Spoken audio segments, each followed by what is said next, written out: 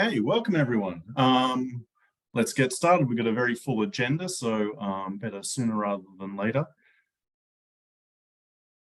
Okay, so welcome to Recharge the Chain. Recharge the Chain is, this is Scotland's opportunity in the electric assisted vehicle cycle supply chain. My name is Dan Langford, Principal Consultant at Urban Foresight. Urban Foresight is the UK's leading place-based innovation consultancy, and we're proud to be working with Scottish Enterprise and Transport Scotland on this project, of which this webinar is part. Thanks for taking the time this morning to join us. Come learn about the outcomes of the Recharge the Chain project. I think it'll be worth your while, and we'll gain some valuable insight from today's session. We're going to hear from a few industry stakeholders involved in the supply chain, and we'll share with you some of the results of the research project as well. What do we have on the agenda today? Just moving along. So this is the introduction. Good to see you all here. We're going to have the bit of a showcase from one of the Scottish innovators in the sector. We'll then follow up with a bit of an industry discussion, a panel with 3 other companies that will provide some different perspectives on what's happening, all the opportunities they perceive and their activities in the supply chain as well. Then we'll share with some of the results of our research, some of our project findings, and potentially, I guess, hint at the conclusions that we're getting to. It's not quite complete yet, but we'll share with you what we've discovered. Then we'll hear from our friends at Transport Scotland as to what the next steps are once this research and project is completed. And we'll leave some questions and answers till the end. If you want to ask any of our speakers any questions, you're welcome to do so. And hopefully we'll be able to wrap up with a little bit of time to spare at 12:30. So it will be as I mentioned, a very full session today, but interesting nonetheless. A little bit of housekeeping. Everyone's muted for the time being. We will unmute you if we need to speak to you as well, if there's any burning questions towards the end there. Please do introduce yourself in the chat window.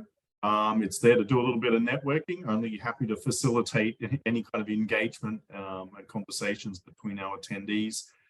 Make sure you post your questions in the Q&A window as they occur to you. We will save these towards the end there, but some of our speakers won't be able to stay around to the end of the session, so they may be able to respond to your questions in the Q&A. Also, the event is being recorded. We will make it available to all attendees afterwards as well. So if you miss anything or have to leave early, you'll always be able to watch this again later. So you'll notice, sorry, just going through the agenda there have been a few changes based upon what we advertised. We thankfully had a few last-minute speakers willing to come in and add some color to the conversation. So big thanks to them as well. I hope you enjoy that. Okay, so just to give you a bit of background on why we're here and what this webinar is all about. Recharge the Chain is a research project aiming to evidence the local supply chain in Scotland, its capability and appetite for growth.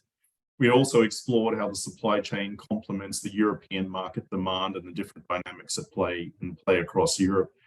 This intersection of supply and demand allows us to identify opportunities in the sector for Scotland. This event is the 3rd in a series that has been happening over the last few months. It's the final event, and today we'll be sharing with you, as I mentioned, our market insights and preliminary conclusions. Scottish Enterprise and Transport Scotland's motivation behind this project is to document the evidence that will provide the basis for future Scottish Government investment in the sector. I hope you all enjoy the conversation and leave the event with a better understanding of the sector and having learned a few new things along the way. So that's me. So right now we'll dive straight into our small business showcase. I'll be asking Ken Hoskins, Project Director of Frisco eBikes and Solar Docks, who's going to spend a few minutes going over his business and giving a bit of perspective and insights from his experience in the industry. So Ken, hopefully you're ready to go. Thanks, Dan. Yep. Fantastic. So I'll just share my screen. Just give us a second. I'll stop sharing. Yep. I'll try again.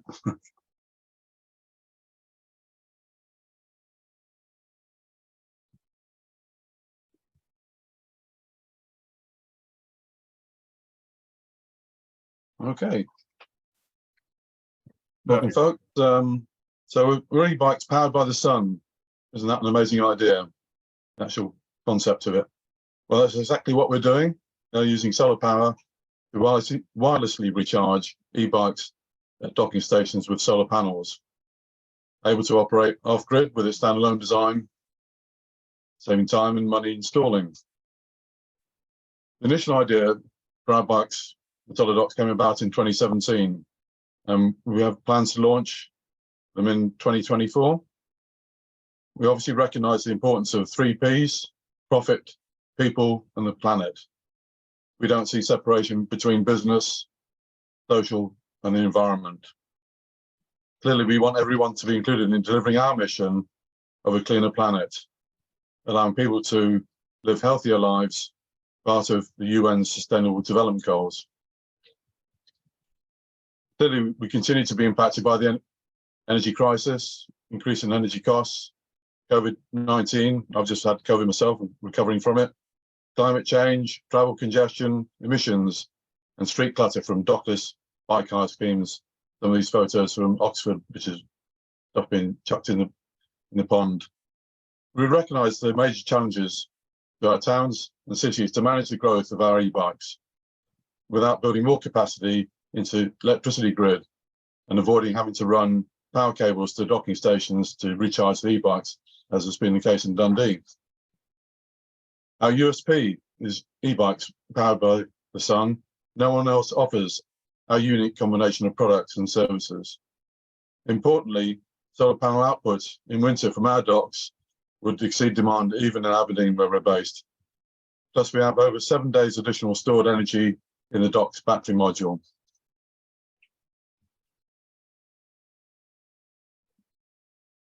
Our business model is simply that our e-bikes and solar docks are perfect for leasing by employers with a unique circular economy solution. Our e-bikes are ideal for users to hire with easy 24/7 secure access, including helmets and 360 lighting to boost their safety, enhancing their experience with an info panel with real-time data and metrics, including local tourist destinations, cycle routes, and restaurants, etc. Plus, we also have fees from sponsors and advertising agencies, plus potential revenue by setting up a central virtual power plant and recharging our EV maintenance vans, export excess green energy, and also potentially generate green hydrogen as a byproduct. Plus further potential revenue from accessories, merchandising, and anonymized data. There are various competitors' bike hire schemes in the UK and overseas. Some use e-bikes, and some use docking stations, and some use both. Our USP is our offering differentiates us from our competitors, as shown here with all the green ticks on the top line, with a brief comparison of what is included with our e-bikes, and the limited offering by some of our competitors shown below the line with a lot of red crosses. For example, our solar docks do wirelessly recharge our e-bikes at docking stations with solar panels, as shown in the top 2 images, along with the info panel on e-bikes as depicted in the bottom left image, and a secure helmet store at our docks in the bottom right image. None of our competitors match the 6 inventions included in our UK and overseas patent applications submitted by patent attorneys Marks and Clark. Janet Hoskins is director and co-founder, the first woman computer operator at ICI Fibers. Janet worked for council and now works for the NHS, and obviously ourselves. I'm Ken Hoskins, director and co-founder with international experience in design, procurement, fabrication, construction, assembly, and testing. And as a micro business, we have expertise and experience. We've continue to build out our team with external specialists for sales, marketing, finance, legal, and design to deliver what we're doing. We are also working in partnership with Free Flow Technologies, based in East Kilbride. Some of you know, we supply the transmission, batteries, and associated proprietary components for our e-bikes. David Hemming, shown here, their managing director, and their product team have helped us as we integrate their unique products into our overall system. We're also in partnership with Shan Cycles, based in Livingston, to manufacture bespoke frames and forks, and acts as a one-stop shop to procure standard components for our e-bikes. Russell Cashmore is shown here, their product development manager, has also helped us complete our designs. Market research by Senec highlighted the global sector for bike sharing, which is forecast to grow to $11,000 million per year by 2026. Incredible number. The UK bike sharing forecast to grow to $79 million per year by 2026. Still a big number. So with significant serviceable obtainable markets, our ambition is to launch in 2024, deploying a baseline minimum of 800 e-bikes a year and associated dock, which is the blue line at the bottom of that chart, with the potential for far higher numbers of over 20,000 e-bikes by 2028, shown by the green line. So, Mark Minukovic joined us as our business development lead to help close deals with those we were already actively engaged with and open up new opportunities. And we continue to progress the prototype design of our e-bikes and solid docks and commence the delivery of materials for the assembly and testing of the prototypes, mock-ups at MSIP's Innovation Labs. That's Michelin Scotland Innovation Park. After a successful review by Scottish Enterprise of our expression of interest for the Zero Emissions Mobility Innovation Fund, we were asked to submit an application, and this has been submitted. We have also responded to their initial feedback. So what's next for us is securing funding. At the moment, it's from investors, green-minded sponsors, and also from green-type grants.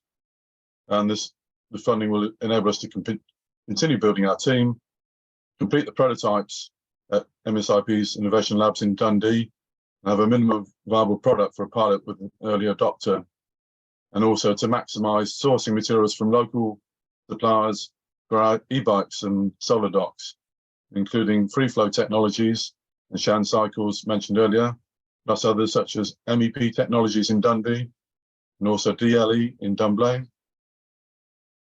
So thank you very much. Please do contact us. Our website, my email address is shown on there. Fantastic, Ken. It's good to see the progress you're making there. Will you be able to hang around for the Q&A at the end there in case people have any questions? Yeah, that'd be good. In the meantime, I guess if anyone has anything in particular, happy to throw it in the chat. Maybe Ken will be able to answer it before the end, but otherwise we'll get to it in the end if we don't. Yeah. Then obviously they can contact me. The email address is on there. So of course, yeah. Fantastic. So I think I'll stop sharing. Yep, stop sharing, and I think Lorraine is going to pick this up. The next slides now. Thanks, Ken.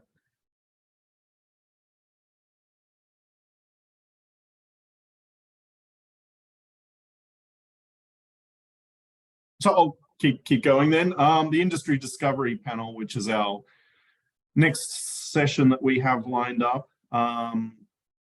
We're going to discuss the industry from a number of different perspectives. We have representatives who have different positions within the supply chain. Initially, our speakers, three of them, will take a few minutes to introduce themselves, their company, their product. Then we'll sort of go into the panel format and explore the opportunities they've experienced or perceived in the market. So it's now my pleasure to introduce MJ Somerville, UK producer of XYZ cargo bikes. We'll then have Morten Rynnning, CEO of CityQ, and Anna Buchmann, CEO of NOCA Mobility. So I think first up, we'll have MJ do a bit of a 5-minute introduction and tell us a little bit about what's happening at XYZ Cargo.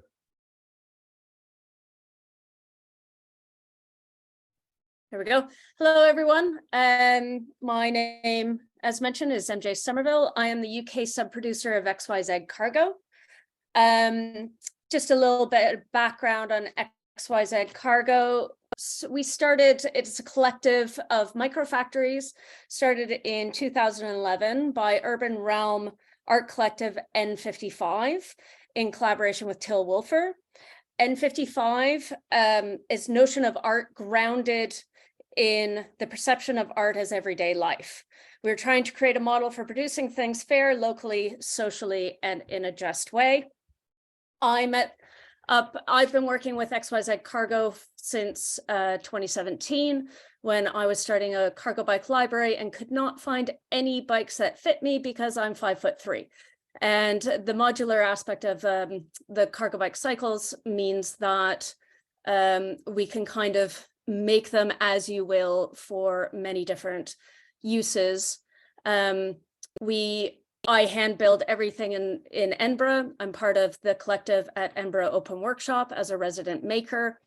I use as much as possible Scottish components, UK components, or at least small businesses to supply raw materials and parts. As I mentioned, I'm a sub-producer, so there's a network of about 5 microfactories in Hamburg, Copenhagen, Barcelona, myself, and one starting in the US. We are also part of what's known as the Fab City Network. Fab cities are, the main one is in Hamburg at the moment, where we believe that we produce everything, recycle everything, but globally network in the city we're in. So if you do want to check that out, go check out the Fab City networks. And there's interesting things. So we're really talking about the data in, data out, the DIOS OS systems, but then we use our laser cutters, our 3D printers, our CNC machines to then create those items locally. We're also part of a project called Open Next, and you can find us on Wikifactory. And that is XYZ Cargo in general sits in Creative Commons. We're an open source brand. And then you can also come and join that movement by creating add-ons for the bike. So you can see in there, we have a couple of add-ons. We have a greenhouse bike and one of our workshop bikes. We also have the add-on for the four-wheeler, which is a library bike. We're really about solving problems and solving problems locally. And we're trying to open up the space to different type of people and the cycling industry to different type of people and different voices. I have been in the cycling industry for 15 years, very specifically in cargo cycles for 6. And we're seeing a very dominant demographic. So part of XYZ's goal is also to ensure that people know how to repair their bike, fix their bike themselves. And we also allow participants to build their own cargo cycles with us in Edinburgh, or we can go other places. So that's just kind of the quick off the cuff, apologies. It was a quick turnaround to this webinar. But what I can do is in the chat, I can put some of those links in for the Fab City and the Open Next projects. We are a micro producer. We're not really looking at exponential growth. We're looking at keeping a micro factory that works in a socially just way. Thank you. Fantastic. Thanks, Emma J. I've got a bunch of questions, but I guess we'll save that for the panel. Next up, we have Morten. Would you be able to come on and just do an introduction of CityQ? Yes. Yeah, can you hear me? Yep, we can. Thanks, Morten. Awesome. Yeah, thanks. Thanks for the opportunity and great to be here. So CityQ is also making cargo bikes, but we're making it from the sense of downsizing cars into a four-wheel pod or cargo bike with the latest in technology and the ability to make it as close to a car as it can, as of comfort, technology, and safety, though still being small and agile and fitting into the legislation for a bike. So this is registered as a bike according to European legislation. It's as small as a bike with 89 centimeters, a little bit more than 2.5 meter long, and about 100 kilo in weight. But it has a lot of power. It's like 220 Newton meter to be concrete on it. It has 2 batteries, 140 kilometer range. It has a sitting position more like a car, and it has the ability to do all the flexibility you require. It's modular design, so we could go with a pickup passenger version and cargo box from 750 liter to 1.5 cubic. And it has weather protection, it has wiper, it has a beeper for the turning and going reverse, chainless system, so high-tech part in no mechanical drivetrain, just software-based. And we're talking about as a future of cycling, enabling cycling to be attractive year-round and flexible than with the way it builds. And in different from XYZ cargo, we're talking about scaling. So we are really into how do you industrialize the segment of cargo bike and urban mobility that is so important. A bike like this takes away 90% of CO2 emission, 90% of energy needed compared to an electric vehicle or car, and it takes away totally the need for car charging infrastructure. So it's a huge benefit for bringing these super light vehicles, and we need to make them scale. So we going through an automotive kind of process when it comes to sourcing, assembling, and scaling. So we're going through prototype levels, then we made an A sample, B sample, now we're going into C sample, and then we go to D sample where we're going to scale next year a few thousand of these units, and then go into more than 100,000 units in the next 5 years. Right now, it's small volume, but it's made upon a microassembly, so it's easy to assemble. So getting back to what the discussion is, it's so important to get supply chain right, not only for low volume, but also for big volumes.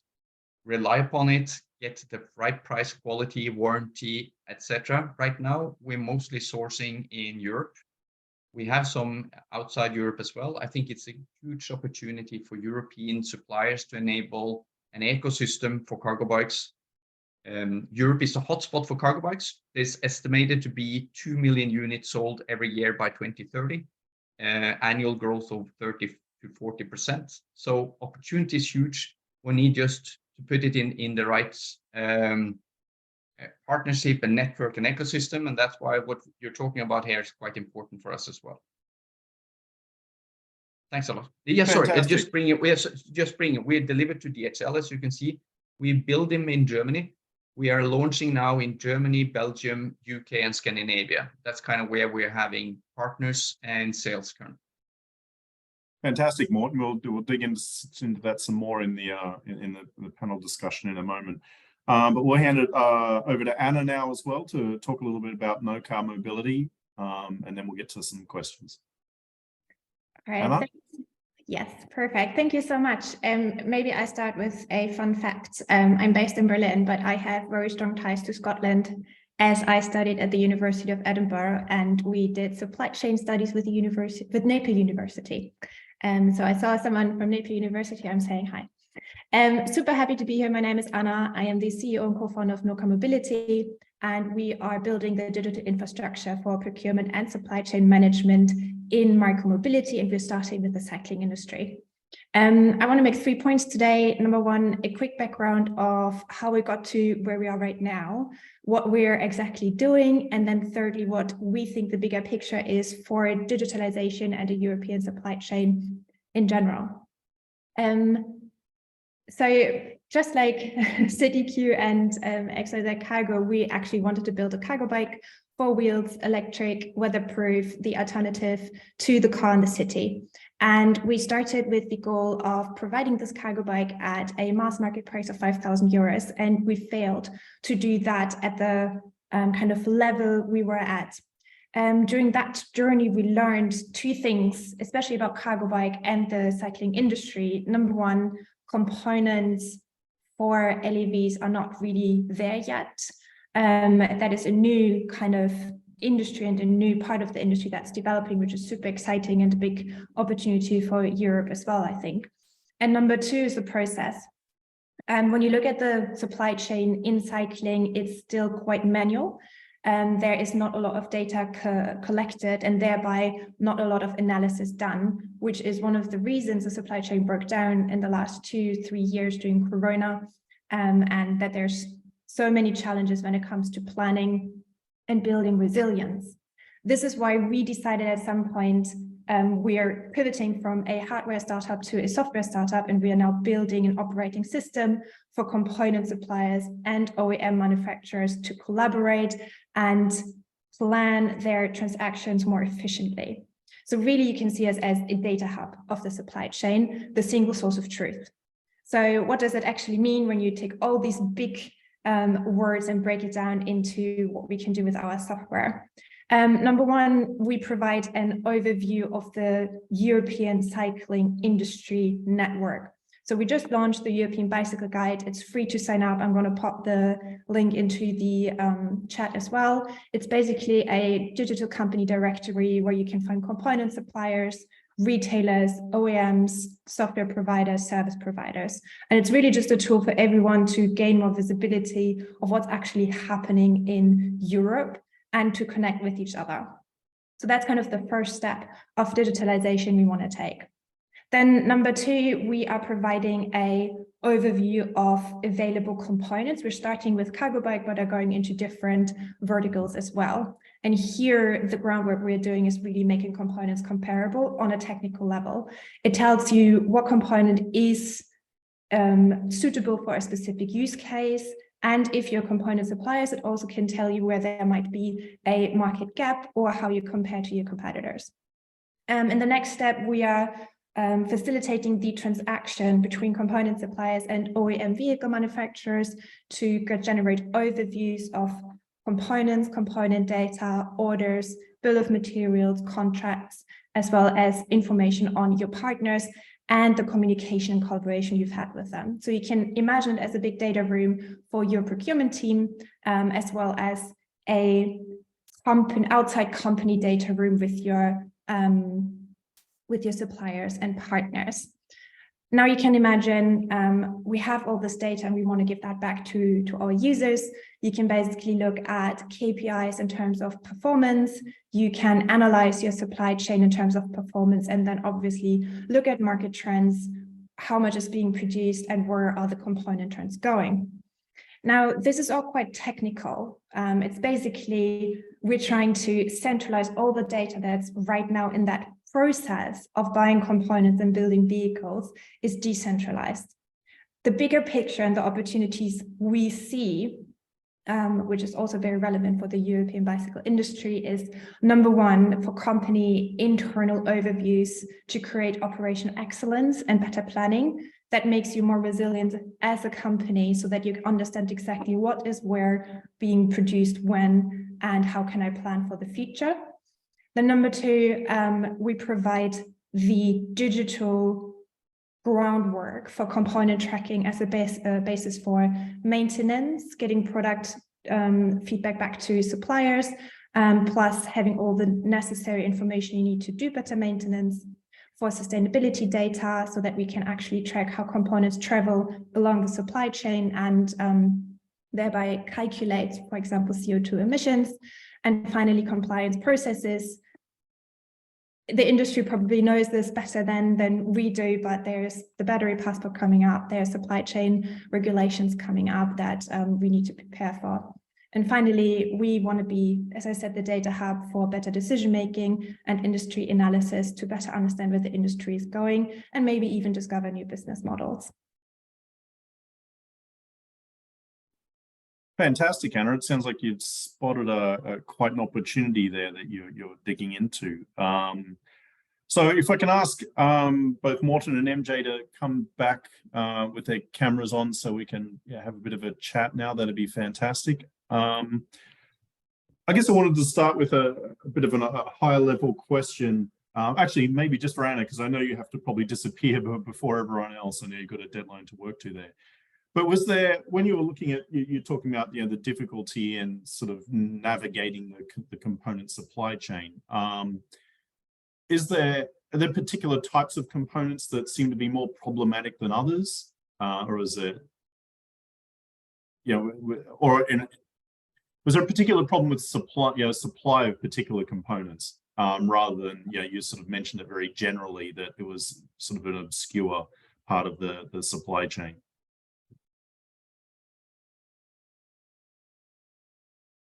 Yes, so there are specific components that break more easily than others, especially when you talk. I mean, Morten is gonna be able to talk about this in detail as well, especially if you have multi-track vehicles. So when we look at wheels, particularly the rims, there's always a challenge in balancing lightweight versus durability. When we look at brakes specifically, they're, I think, the component everyone speaks about because they require the most maintenance and increase the total cost of ownership significantly. And then because these vehicles are so new, there is a lot of cost you have to endure to make your own frames, to make specific parts and components that are individual to your vehicle, that it's incredibly, hardware is difficult.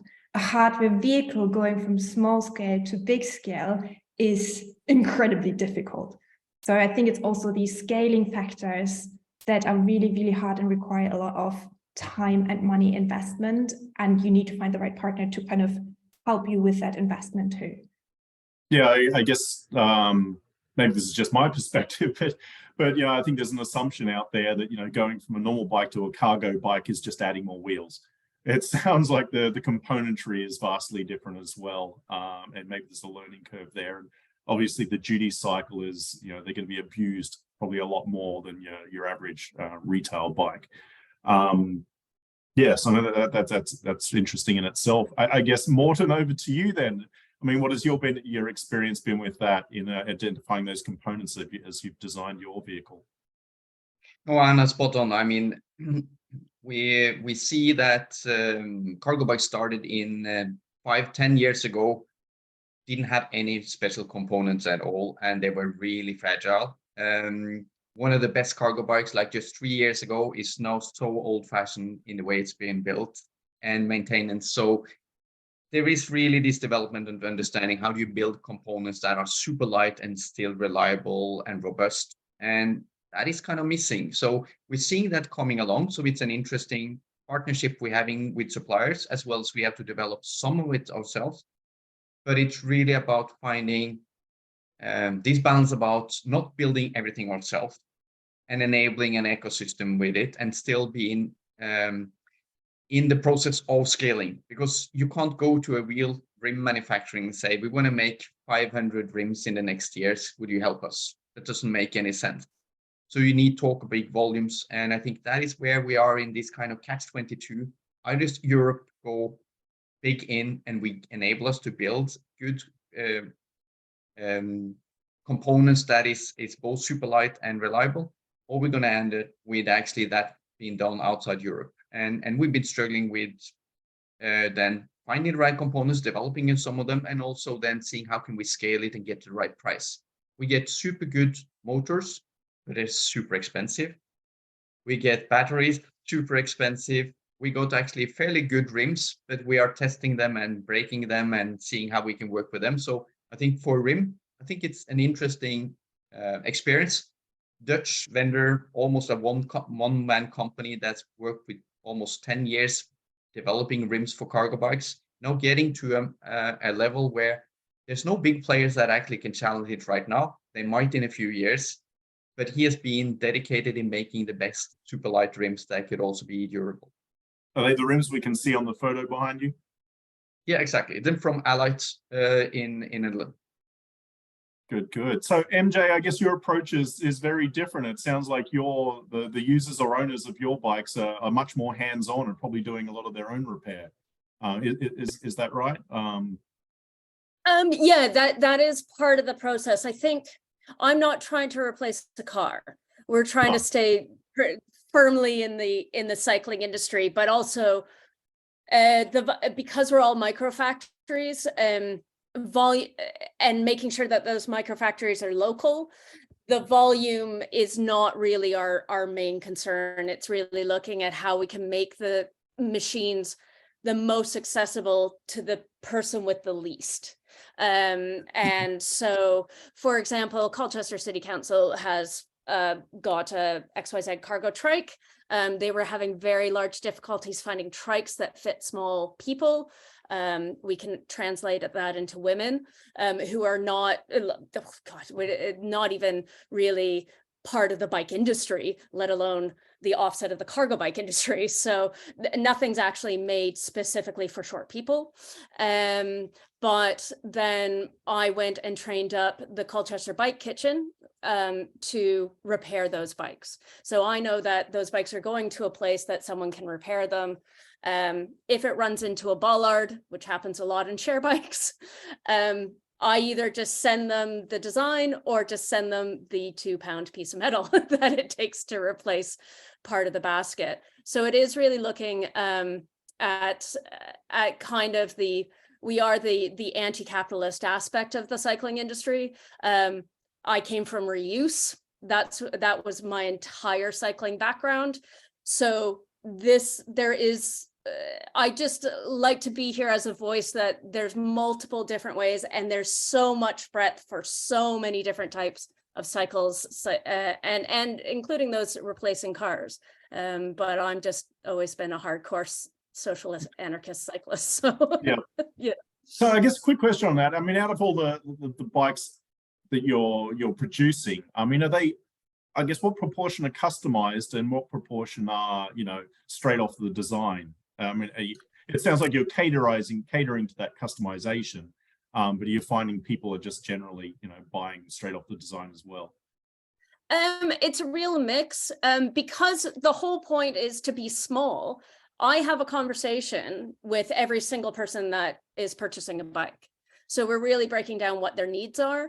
The one thing I absolutely adore about the add-on project is it can make one bike multiple different uses.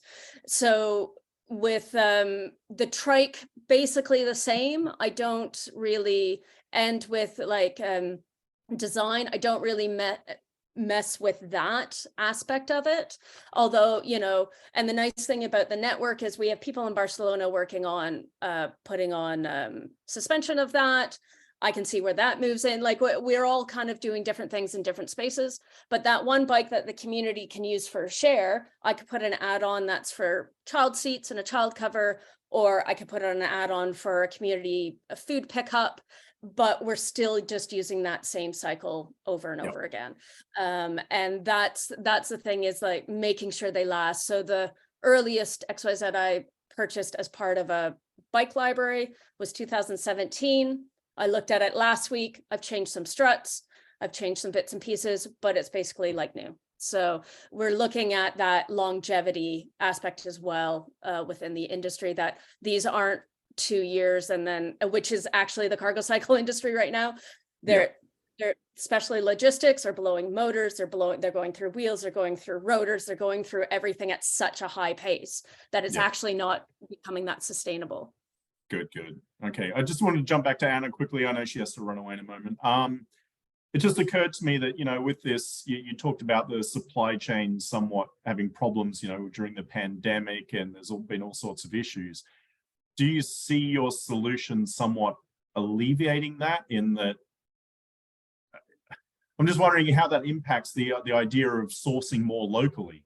I mean, if you're providing this digitalization of that supply chain, does that open up, you know, the challenges that we had with, you know, the more Asian suppliers again, or does it actually, or do you think it might actually sort of more enable that local supply, you know, raising awareness of those local suppliers? Yeah, that is a very big question and a lot of things to unpack in there. Sorry, it was a lot of question. No, it's fine. I'm going to go for localization and I'm going to go for digitalization to kind of unpack this a little bit. Maybe starting with localization, I'm going to say something controversial because I think it also makes this interesting. We started with the vision of localizing everything. I have now come to the conclusion that that's not possible yet, for multiple reasons. Things like the capacity and the quality of some of the products produced in Europe is just not up to par with the products produced in Asia, because a lot of the know-how in the 70s was outsourced to the Asian suppliers who have focused on building incredibly efficient and high quality production sites. So there is definitely some catching up to do in Europe to get to that standard, because if you then think about it, it's potentially more cost efficient to buy there. It's not always true, but it's potentially more cost efficient and the quality and capacity is higher. Why would you switch to Europe? So I think this is something we need to be very aware of.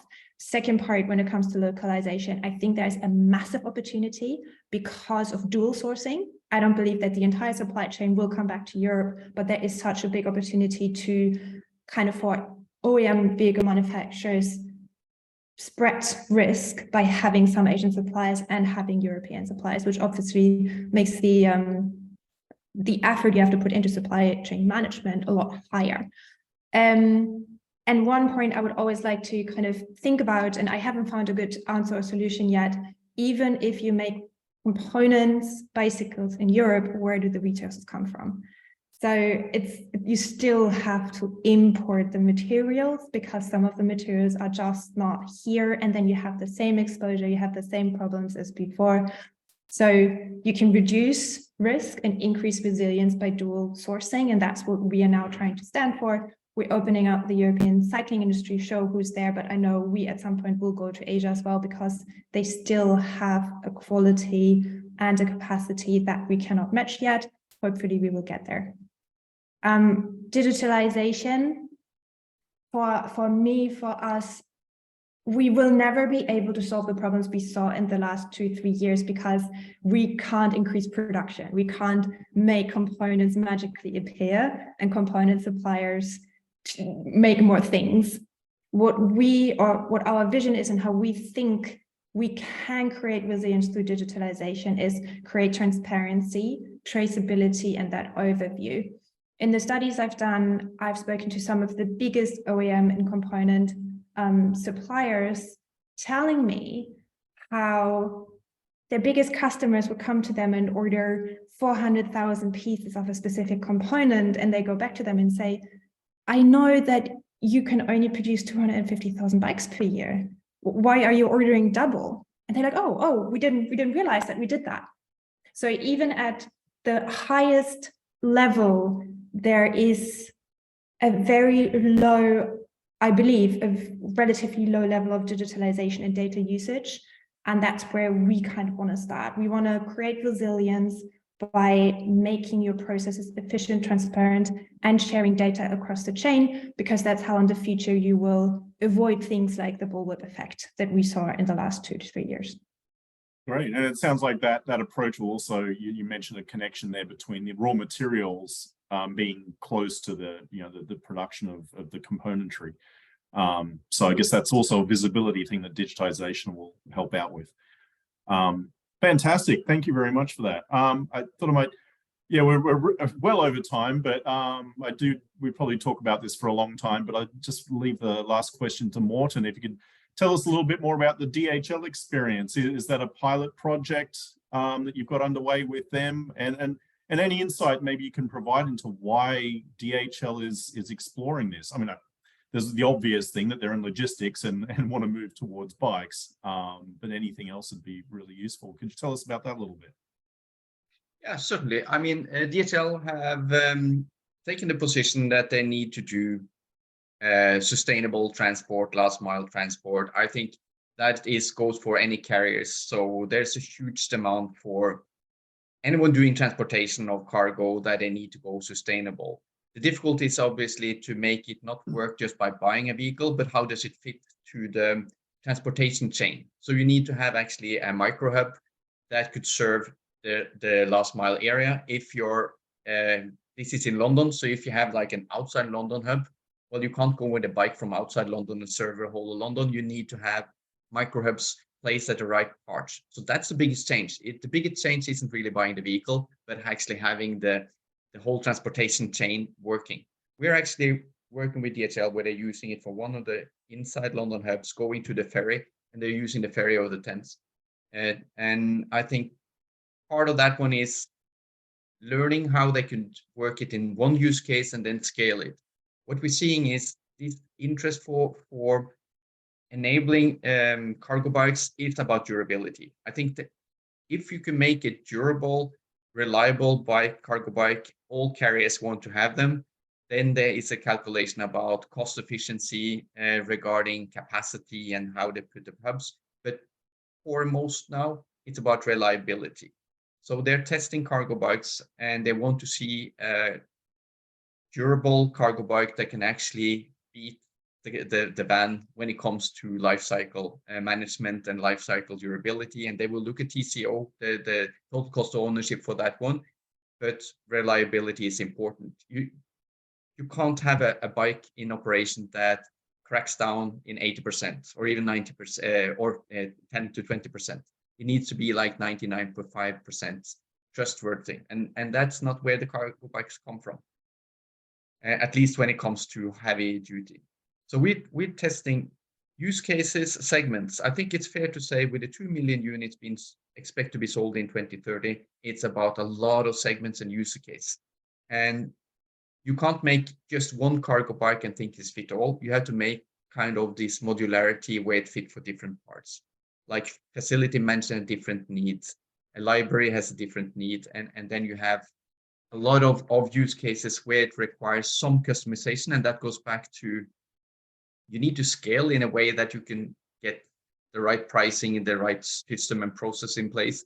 At the same time, you need to be able to fit a fragmented. Fantastic. Yeah, no, that makes sense. Sorry, one last quick question. It's sort of another one. So I know you were involved at the MSIP accelerator. It was a couple of years ago now. So I'm pretty sure you've looked across the UK from a sourcing perspective. What were the challenges you came up against? Was it the quality of products, pricing? I'll give you one. Well, I'll give you one. Yeah, tolls are custom. I mean, that's most annoying part of it. I could hate all the component lead time, etc. But having vehicles and parts lost in transportation and custom is really a nightmare. So you have to fix that, because that is actually a big issue, which makes UK out of the map when you're looking for both suppliers as well as selling. Wow. So that is not like a small proportion. That is a real issue UK have right now. But beyond that, I mean, when you talk about looking for sourcing, you look for how quickly can you get it, how much can you rely upon it, how well is the price when you scale it. And it's easy to find parts for low volume, but you need to be sure you can actually scale well with it. And that's where we run into some issues in Europe in general and also in UK. We actually made the first chassis from Scotland. But both cost and ability to do that made quite some challenges, and it remains an issue that you can always make a bike, but if you want to make it in a process where it becomes actually durable and having this kind of quality you'd expect from a car, we have some way to go. Fantastic. Well, sorry, we do have to wrap up the panel session here. We're well behind time, but thank you very much, MJ, Morten, and Anna, for spending some time with us and answering some questions. Please do hang around for the Q&A if you can. I think there are a few questions coming in potentially in the comments anyway, but again, thank you very much. Enjoy the rest of your day. So moving on to our findings, our journey so far with this project and the findings there. I think Lorraine's going to share the screen with our next session. This is what we've been waiting for, I guess, today. And then we'll turn to the things we've uncovered during this project. I will introduce my colleagues, Piotr Mazur and Anne-Sophie Roy, who are both senior consultants at Urban Foresight. They've been squirreling away for the last couple of months on this project, doing research across the UK and Europe. And now they will share some of those details with you. So I believe Anne-Sophie is up first. Anne-Sophie, over to you. Yep, thank you, Dan. Thank you very much. And thanks everyone for attending. So just before I dive into the agenda for our section here, just a quick word on basically the journey so far. So we obviously had information from Scottish Enterprise and Transport Scotland, but we've conducted desktop research. So we've looked into studies, articles, and other governments' websites. We had databases available, including, Scottish industry directories or bicycle association members, Scottish enterprise and seed prior engagements. And also we have engaged with industry stakeholders with one-on-one interviews, and we also had a survey. So just to say that we've had a large variety of sources when doing this research. So for today, I'm going to start by giving you an overview of the ePack sector. So just so everyone is on the same page here, ePack refers to electric power assisted cycles. Then I'll move on to what is the uptake of ePacks. I'll have a note on data, and then Piotr will take over points 4 to 6 with the cluster, OEMs, and the future of the sector. Can we go on the next slide, please? Thank you. So basically, during our research, we have noticed that the ePack sector across both the UK and Europe have experienced a significant growth over the last decade, and it is also expected to grow in the next decade. It may also generate demand in other sectors that are related to the ePack, such as higher quality bike locks and the supporting charging infrastructure. Here I mentioned the market for replacement batteries and the right to repair because, as you may be aware, batteries wear out after approximately 5 years, which is significantly faster than the main body of an ePack. And the reason I talk about the right to repair here is the legislation that came up in 2021, which means that Scottish manufacturer can supply components for product manufactured in Scotland by other international companies. And this represents a whole new market for Scottish manufacturers. Another thing that we've noticed is that cycling and active travel is being promoted at the national level because, again, I'm sure many of you are aware of that Scotland is committed to becoming a net zero nation by 2045, and that the decarbonization of transport is central to Scotland's ambition. Like the National Transport Strategy promotes active travel in preference to single occupancy car use. Another thing that is important to note, the market depends a lot on ePack regulations, and we need to ensure that new regulations and existing one will support the sector, because any changes to the regulations on what is classified as an ePack, where they can be ridden, the tax and licenses exemptions could significantly reduce the market demand. So this is something to keep an eye on. We've also noticed that there is a need for manufacturing support because the sector is made up of many small traditional bicycle manufacturers who have branched out to ePacks. And these type of company are often 1 or 2 person operations and are not necessarily in position to take advantage of the sector growth. We've noticed that incentives for ePacks are normally focused on the consumer side rather than the manufacturing side. So again, this is where Scotland could support manufacturing. There's an opportunity here, but keep in mind that Scotland has the opportunity to lead the sector with proper support and policy intervention. Can we go on the next slide, please? Thank you. So to give you an overview of the Scottish capabilities, we identified 185 companies, and here the graphic shows that the distribution of the companies across the manufacturing chain. And as you can see here, the strength in Scottish manufacturing lie at fabrication and component manufacture, because this is where we have the most number of companies, as opposed to, for example, raw materials. But something else to keep in mind is that these areas of strength are underutilized, because we have observed that 100 Scottish companies have relevant fabrication or component manufacture capabilities, but they're not currently involved in the ePack sector.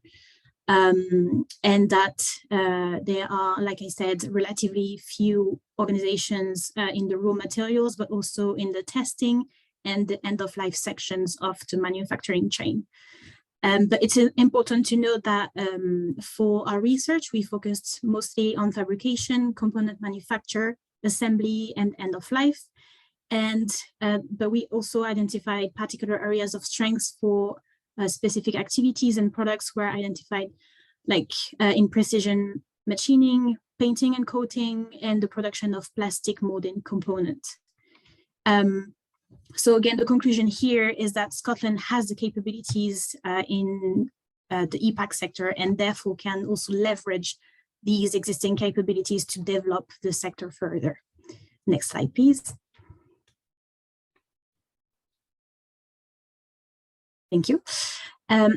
So now we're moving on to the eBike uptake, because ultimately this is also something that is driving the sector. And we've identified a number of barriers. The first one being that there is a significant price difference between e-bikes and conventional bikes, which can be off-putting for potential customers. Another thing is that not suitable or non-existent cycling infrastructure can be barriers. And well, as cities invest in cycling infrastructure, the convenience and the safety of cycle usage is increased, which in turn encourages users and drive the demand for cycles. Here I talk about the cycling culture and perception of bikes. So during our research, we have observed that in Scotland, there is a strong culture of adventure and outdoor activities, in particular with the mountain biking. And therefore, suppliers and manufacturers could design products and services to specifically appeal to this culture and build relationships with retailers and promote an uptake of e-bikes among Scotland's tourists. But on the other side of that, we also observe that there is a lack of cycling culture in the UK, because so the market of e-bike, sorry, in the UK may be smaller than the rest of Europe, because almost twice as many people in the UK never use or do not know how to ride a bicycle compared to the European average. So yeah, this is definitely, this was eye-opening for us. We didn't expect to have such a significant difference between the UK and the rest of the Europe. So something else to mention here is that after or during COVID, the demand was driven by the need of an alternative to public transport, basically to keep social distancing and not being, you know, stuck in public transport while in the pandemic. So here, we should, I mean, the progress that was made out of necessity during this period must continue. And there's the opportunity to take advantage of the modal shift that happened during this period and to continue that. And this comes back to how government can support, for example, by carrying on cycling infrastructure development and other incentives implementations. So here, just a couple of examples. I'm aware of time, so I'll try to be quick. There are several challenges and innovation challenges that have happened in the past. For example, the CivTech Scotland Challenge 7.4 in 2022, which was aimed at supporting Scotland's ambition to become a nation of active travel adopters. And it was designed to stimulate cycling infrastructure in the south of Scotland through technology. So that's something that happened. And also other incentives, but for the consumer side, with the Cycle to Work scheme, which I'm sure many of you are aware of, or the Fix Your Bike voucher scheme launched in 2020, or even the EST grant fund and so on. So many funding and incentives are being in place now. And again, this needs to continue to support the sector. Next slide, please. So that's something we've noticed during our research, is that there is a lack of granular data availability on the e-bike sector in Scotland. Most of the data that we've had was at the UK level. So there is a need to collect and analyze better, more granular data for Scotland. And this is a major issue that has been reported by some stakeholders when we had our interviews with them. And it's also a limitation of this study. And the reason why this is important is because the growth of the sector relies on understanding the industry at the granular level. So in terms of number of sales or the just general sector data information. And that's it for me. So now it's Piotr's turn. I'll let him carry on the presentation. Thank you. Thanks, Anne-Sophie. Perfect. So my bit will focus on what we've heard from the industry bodies. So what we've heard is the need for there to be an industry body or a cluster which can have the needs of the sector at the forefront of everything that they do. So they're currently UK and EU level bodies, but both underrepresent Scottish businesses and Scottish stakeholders, and that has been identified as a barrier to growth. And there's a few reasons why that could be. So first of all is collaboration. So component purchasing, overcoming barriers, applying for funding is a major barrier that a lot of businesses are facing.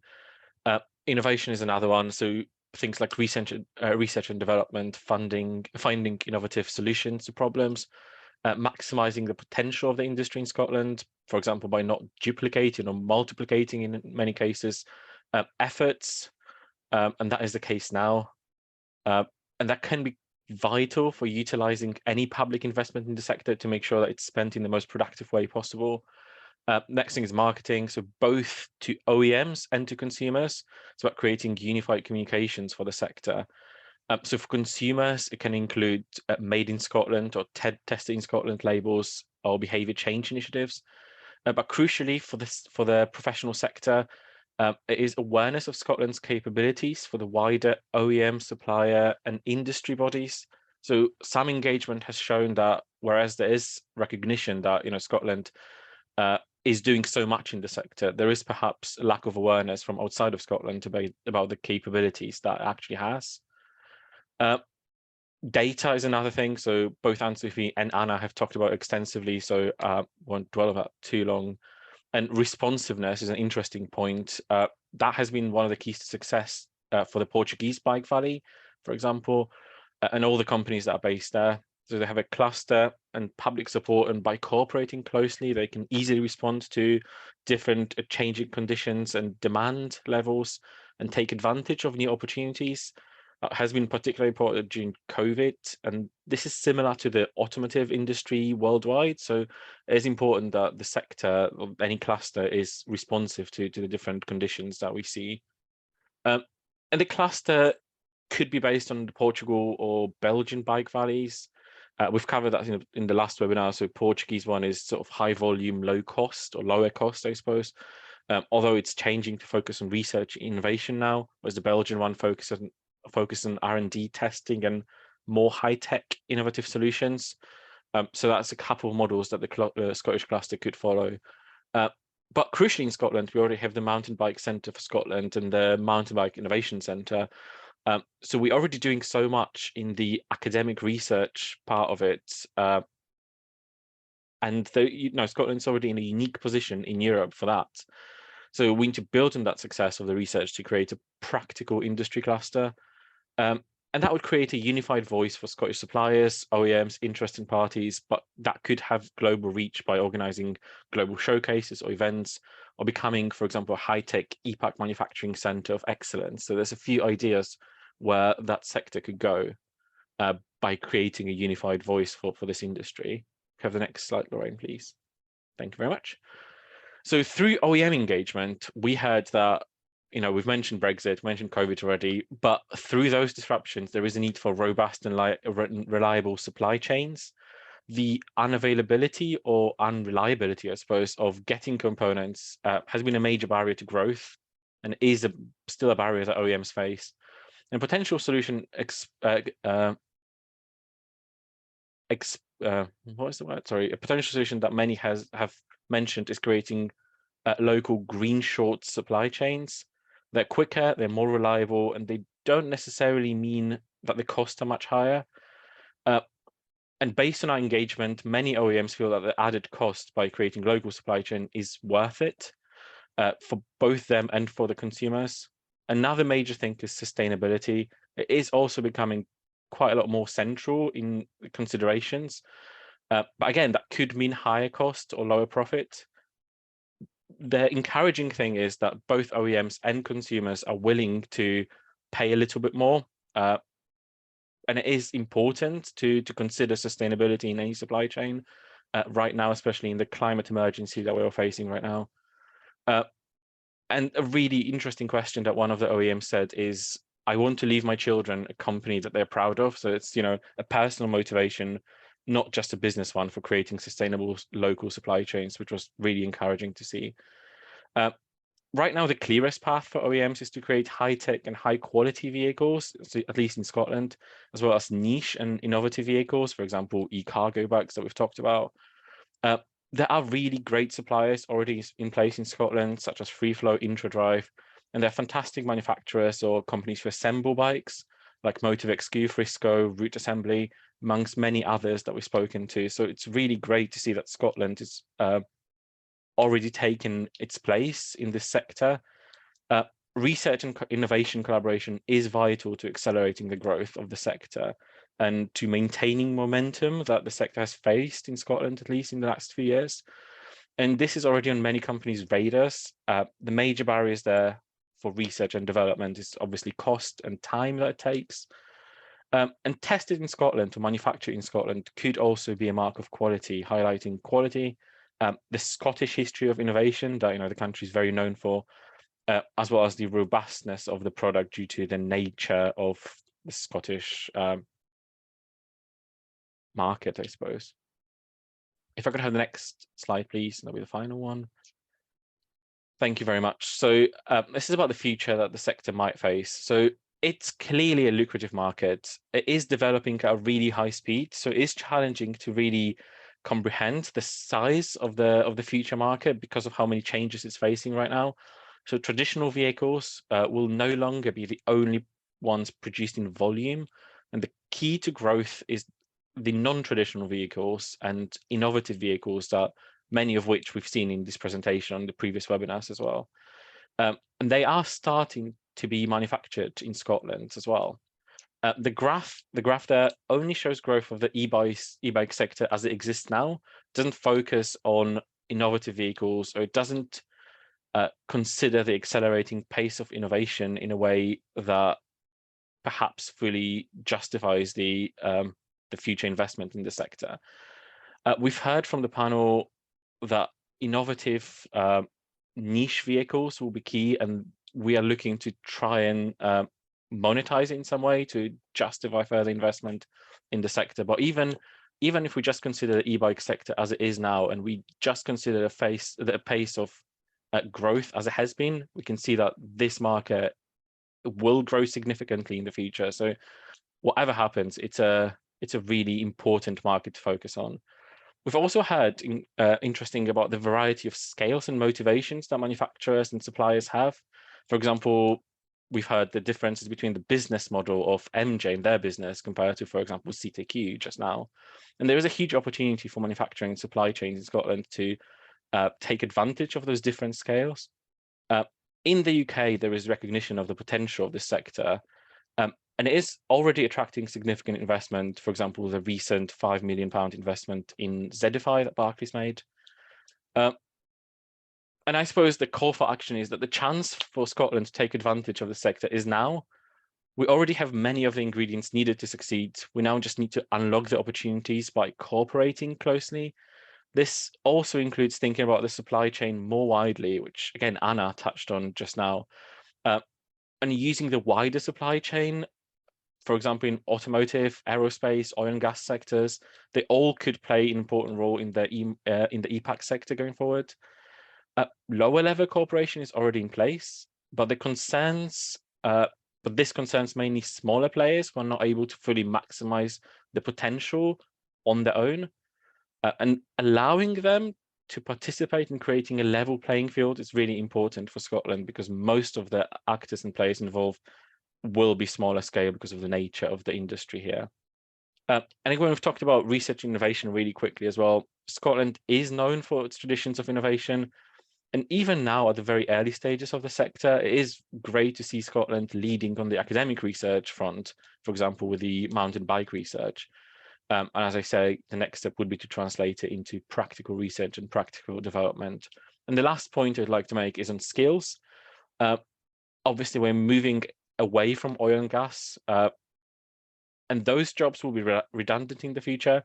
It is clear that many people employed in the sector will need other jobs. And crucially, the jobs which must contribute to the net zero and decarbonisation ambitions of the Scotland, and that includes transport decarbonisation. So mapping of skills is already underway by the UK government right now, but a concerted effort of institutions in Scotland is particularly needed to keep highly skilled people in the country. And this sector can be really important in reskilling them, utilising their existing skills, and creating high quality jobs, which will contribute to net zero. So basically, yeah, already have a lot of ingredients in place. Future is really promising for the sector. And that's the end of it, I think. Back to you, Dan. Great, then thank you very much, Piotr and Anne-Sophie, for that, I guess, a quick overview of some of the things we've found through this research project. So I guess the big question is what happens next? Lorraine, if you can move on to the next slides there. So as this project was commissioned by Scottish Enterprise and Transport Scotland, I mentioned before that the basis of this is that we're trying to document and evidence to help justify future investment in this sector. So what we'll do now is hand over to Charlotte Taylor, team leader of low carbon economy at Transport Scotland, to give us a summary of what the next steps are and what we can look forward to over the coming months and years. So over to you, Charlotte. Thanks, Dan. Hopefully everyone can hear me okay.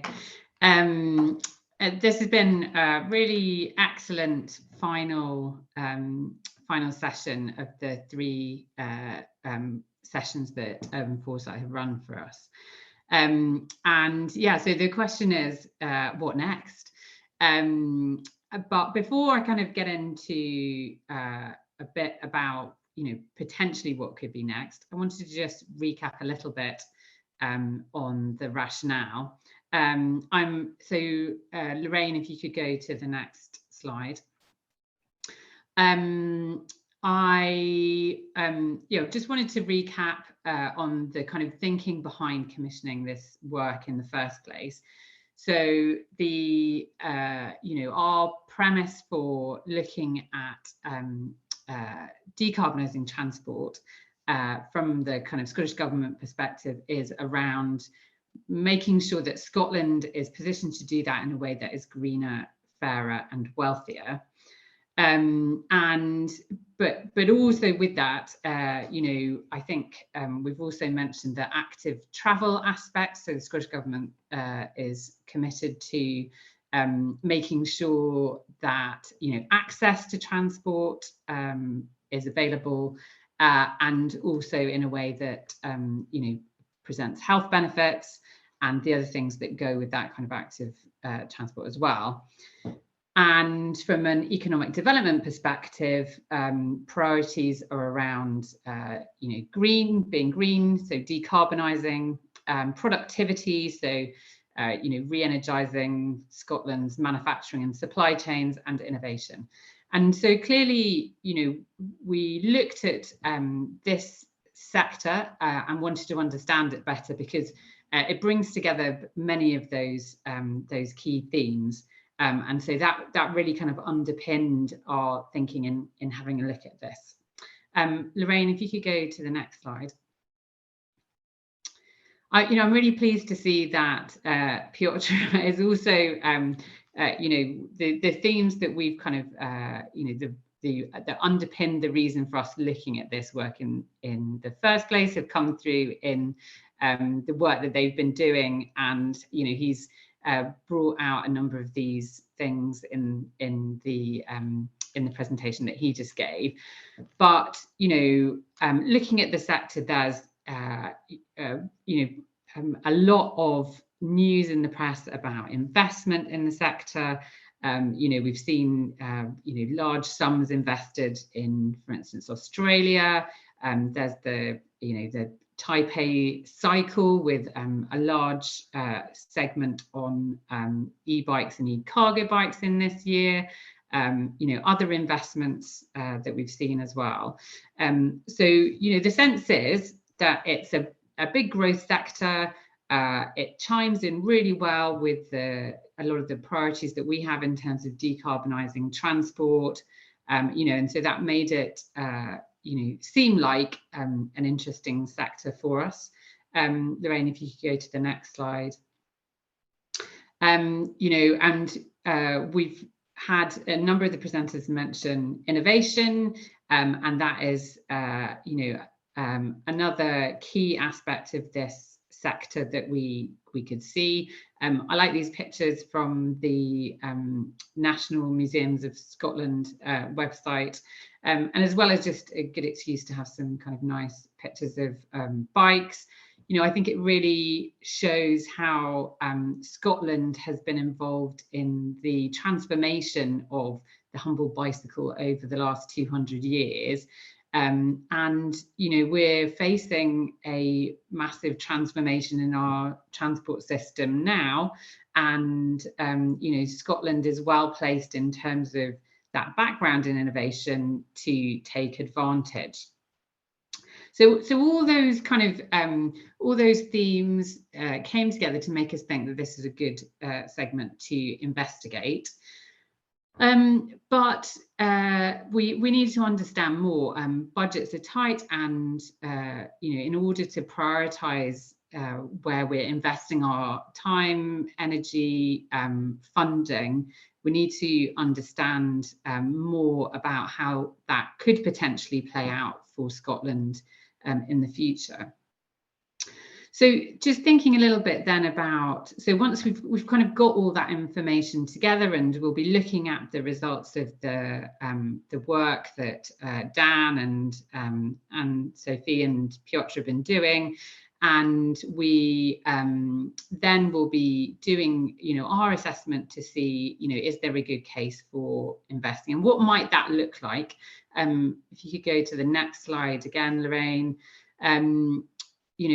Piotr mentioned very helpfully, leading me into this example, clustering, and how important that could be to the development of a sector. And so I just thought I'd mention some work that we've done in the rail sector, for instance, around building a cluster. So this piece of work, this project was done with Scottish Enterprise and was delivered by Scottish Engineering. There was a first phase in 2020, which ran for 18 months, and a second phase started last year. And the idea of that is to bring together the sector for, a lot of the reasons that Piotr outlined, to, share knowledge, to help bolster innovation by sharing some of that, improving data and understanding, which Anne-Sophie mentioned, and to make companies more aware of the opportunities available to them. And importantly, companies that are potentially not even currently in the sector, and understanding how they can do that. So that project, there were so far, I think, over 500 companies joined the cluster, of which about 250 were SMEs. And, that has led to a number of successes, including successful innovation funding bids. And over 100 companies have had one-to-one support from the cluster builder to better understand how the opportunity could play out for them. If you could go to the next slide, Lorraine. I think it's important to remember that Scotland's not starting from scratch in this sector, especially in terms of innovation support.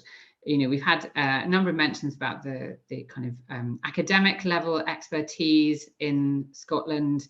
There's been some great kind of coming together of the enterprise agencies and university to develop the Mountain Bike Centre for Scotland, and the new initiative for the Mountain Bike Innovation Centre. Beyond that, Scotland's also got a great innovation ecosystem with institutions like the National Manufacturing Institute Scotland, the Lightweighting Manufacturing Centre, Data Lab and Census. And so, depending on the results of the work that Urban Foresight have been doing for us, you know, it may be that we can do more to bring out some of that support and to help kind of accelerate innovation. You know, we've heard a lot about the challenges. Sorry, Lorraine, if you could go to the next slide. You know, we've heard a lot about the challenges around, you know, supply chains and bringing those into Europe and Scotland. But, you know, I think we can also take away from that the opportunities that also presents. And, you know, if we're able to see that there's sufficient capability in Scotland to, you know, kind of take on those challenges and to, you know, address some of that, then, you know, we may be able to make a case for doing more to help accelerate innovation, for instance, in Scotland. So yes, to summarise, again, we'll be looking at the results of the work that Urban Foresight have been doing, both in terms of that study that Anne-Sophie and Piotr have been doing, but also the survey responses and, you know, the input to these sessions as well, which has been really important and which they'll bring into that report. So the work's nearly finalised, but I think there's still time to contribute. And that's really important because understanding that will help us to prioritise our resources to be able to make a case for whether we should invest more and do more to support and accelerate innovation in the sector. So that's it for me, unless anyone's got any questions. Awesome. Thanks a lot, Charlotte. That's really useful. We are well out of time, so we might dive straight into, I mean, we've got a few minutes for a Q&A, so if anyone has any burning questions, please do put them in the chat based upon our, well, all the conversations today. I think that the ones that I'm seeing currently are all for Morten, so maybe Morten, if you want to jump back online there for a moment, I can cover some of these off. I saw there was a query about the price of your bikes. I'm not sure of price. Well, they're not bikes, are they? They're your cargo vehicles. I'm not sure if you're willing to share that publicly, or is that something, you know, people should reach out to you directly to get details on?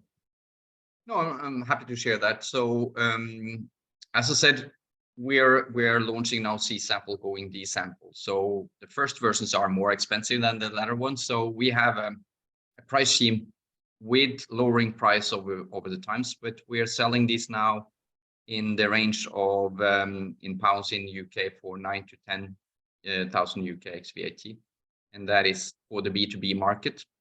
And we're now mainly selling in London as we're building up our volume in the area where we can also do after sales. But we got requests from Scotland, and I'd be happy to see if there's some opportunity there to also work with partners. So absolutely think that it fits there. Awesome. So just following on from that, I guess in your when you were talking earlier, you were talking about how you were sort of testing different segments in the market. I'm going to assume logistics, you know, last mile logistics is going to play a big role, but is there any segments there that jump out that you've discovered could be a kind of a latent opportunity to pursue? Yeah, I think one area that is kind of underestimated is handicrafts or craftsmen and handymans that need to come in, whether electricians, plumbers, they need to get into inner city to do repairs, and they always had the trouble of where to park, and they might be there for a long time. So what we're seeing is all these kind of practical jobs that need to be done in inner cities requires opportunities to go without a car, and we're seeing part of that also comes with cleaning services, comes with even kind of those that has visits needed, but requires a little bit of transportation parts as well. So yeah, it's quite a few. So the pickup person and also these kind of food delivery parts is also quite interesting. So we got actually requests for that for I think Edinburgh some time ago. Got it. So sorry, just one last one I see here for you. It's I think it's around the micro hub you mentioned. to me, it also wasn't clear if these micro hubs were a kind of a DHL initiative, or is that part of your business model? No, this is a global change. So, I mean, I think for Scotland, if you want to understand what's happening, if you can't just tell bands not to come into a city, that doesn't work. I mean, they have to deliver somehow. So the big disruptiveness in transportation is how do you enable a sustainable transportation in inner city while you have to have cargo. So the longer distance you have, the bigger bands you have to bring. So what we are working in, we are in part of a Horizon project in Oslo, Gothenburg, Hamburg, and I think it's collected with a lot of other cities in Europe as well. How do you actually enable these kind of changes in, for instance, cargo transport, where microhubs is really important? And if DHL and Schenker and the others have each their own microhub, they need a lot of space and there's a lot of expenses to it. So one of the challenges one is trying to achieve, can you get city policy to help assist aggregated microhubs or shared microhubs, which is not normally what the carriers want, but what the city might want. So if you create a kind of clusters or microhubs, you create a much more efficiency for micro mobility or last mile transportation. And I think that's where it's become quite interesting in where policy comes together with what the industry needs. So, sorry, digging into that a little bit, are you saying is that a shared hub between operators, or? Let's call it a cluster, because whether it is like shared warehouse space or the idea that you can put together in a bigger building, different kind of warehouse, I think that's where you don't want them to go all around in the city. You want to find good spots, and it's hard to get locations. So if you take London, just finding the spot is difficult. You can imagine if there was created clusters for microhubs, it will help. But this is a difficult task, but this is a city policy task as well. Yep. No, fantastic. Thank you very much. We have another question, and I'm not sure quite who can answer this. I know Moira, you weren't a speaker, but I feel like you may be able to contribute. It's from Lindsay Laidlaw. Will we see more emphasis on sourcing locally in Scotland as well as knowledge sharing to improve durability? Do you want me to pick that up? Yeah, does that make sense to you? I think there's a lot. Yes, yeah. I mean, I think effectively this is as Charlotte said, this is the whole purpose of this piece of work, is to identify what the market opportunity is and what the appetite, the ambition from industry is to get involved in this sector. And if both of those kind of stars collide, then yes, I think we'll be able to make as much of an argument as we can that there's an opportunity for Scotland to invest in this. So we can't emphasise enough how important it is that we do get some feedback from industry, that there's a demand for us to support this sector. But yeah, no, absolutely. I think one of the things that COVID has spurred on is this idea, and I think Bike Association have cornered the phrase green shoring. So rather than reshoring manufacturing, and rather than just talking about local supply chains, it is all about that green agenda, and that's very, very high on the agenda for Scottish Government, and also therefore for the agencies like ourselves. So yeah, absolutely. Yeah. Dan, can I just jump in? Yep, sure, Ken. Yeah, so we initially, on our design of the bikes, we went for Shimano motors and batteries. But we were put in contact with Free Flow Technologies, and we saw a great advantage of a Scottish company. One, because we could deal with them directly, there was no communication, same time scale, but also they offered a product where they could provide warranties with the likes of Shimano. They wouldn't give us any warranties on the motors or batteries because we were renting out or leasing the bikes. And they're also a closed system. So in terms of communication with our control systems, so we were actively able to engage with Free Flow. There's a price premium, but my background, I started in manufacturing, and I'm always keen to try and source locally. And there is a price premium at times, but you get a lot closer relationship and a lot closer opportunity to develop your design and manufacturing from that side. So for me, it's been a positive step. Good, good. Yeah, I suspect your closed system sort of also relates to Ryan Robertson's comment earlier about the right to repair. Yeah, some of these OEMs definitely like to have their closed systems, and I think I mentioned on the last webinar that might change a little bit with the new battery regulations coming in Europe. So I do apologize. I think we've covered off most of the major questions there, but we definitely are out of time. So I'll just start wrapping up now. So just quickly mention again, the event is recorded. We'll send out the link to all attendees in the next few days around that. So today we've heard from companies at the coalface of electric assisted vehicles. We're nearing the completion of the research, and I'm sure will result in some positive conclusions, which we've suggested today, detailing the opportunity for Scotland to support the electric assisted vehicle supply chain across Europe. We hope to see some next steps, so watch this space over the next few months or possibly longer. These things take a little bit of time. So thanks to our speakers, especially today. I think we had 3 speakers today that came in only in the last 24 hours, so incredibly short notice, but it's been a fantastic discussion. Thanks especially to all our attendees as well. Particularly Lorraine, you've heard her name a lot during this webinar, but she makes all the magic happen in the background, and the rest of the Urban Foresight team. And of course, thanks to Scottish Enterprise and Transport Scotland for supporting this project. We look forward to the results. Everyone, enjoy the rest of your day. If you need anything, please do reach out. We don't have the email slide up, but it's, yeah, if you want to contact Urban Foresight and explore anything we've talked about today, it's mobility@urbanforesight.org. There you go. Otherwise, thank you, everyone. Enjoy the rest of your day. We'll look forward to talking to you again soon. Cheers.